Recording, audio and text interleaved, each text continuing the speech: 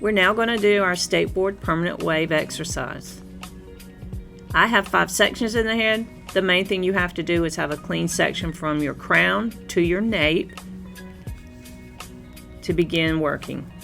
You'll start at the first in the crown, removing a section no wider than the diameter of the perm rod that you're going to be using. Comb the hair up nice and smooth, hold it at 90 degrees from the base. Going to make sure that that perm rod lands half off base. Comb the hair up nice and smooth. We're going to apply one end wrap on the back and another end wrap on the front using the double end wrap method. Making sure that those ends are nice and smooth and using medium tension on the rod and making sure that the band is not pushed down to the scalp. Again, your subsection, you're going to look, it should be the width of your tool.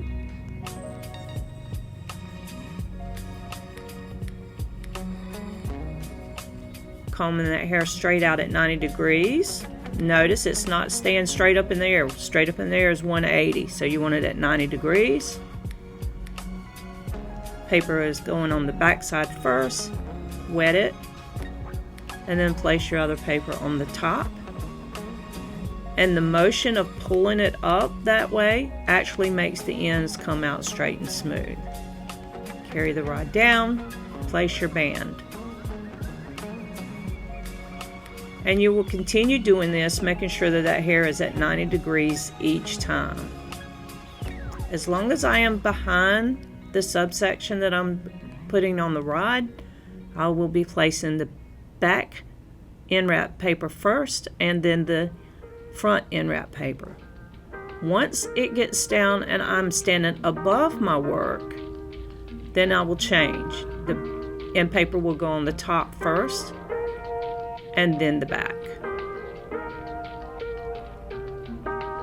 Want to make sure you keep them nice and smooth, keep them even. See those ends, they're nice and clean, they're not converged. You do not want to converge your ends.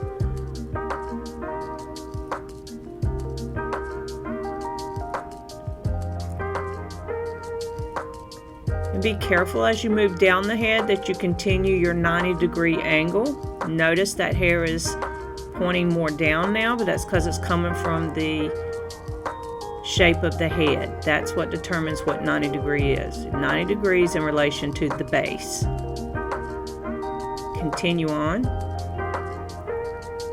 Where most people get off track is because you're standing pretty tall and your mannequin is lower. And as you get to this area of the head, you tend to hold that hair up instead of keeping it at 90. And if you elevate the hair up to rod it, then what happens is you shift the position of that rod as it lands on the base, and it forces the rod above it to move, and it looks bunched, like it's squeezed in there together. So make sure that you're following that 90 degree as you move over the shape of the head. Top end paper goes first, second end paper goes last on the bottom. On the last rod, notice how low I've tilted the head forward, placing the top paper, the back paper, placing the rod, and band. Go back and make sure it's nice and neat, that the bands are in the right position. None are pushed down to the scalp. And if you're looking at it from the top, you should see rod band, rod band. Next, you want to use your base cream with your gloves. Before you do your application, wait until you're instructed by your proctor to do so. You only have to base the hairline. You do not need to have too much cotton, just enough to go around your section that you've just rodded. You're going to move on to your saturation once you're instructed to do so. You would switch to tips. Your closed tip will be removed and your open tip would be put on. You will probably only have to do the top 3 rods. The next thing you'll be instructed to do from your proctor is to do a test curl.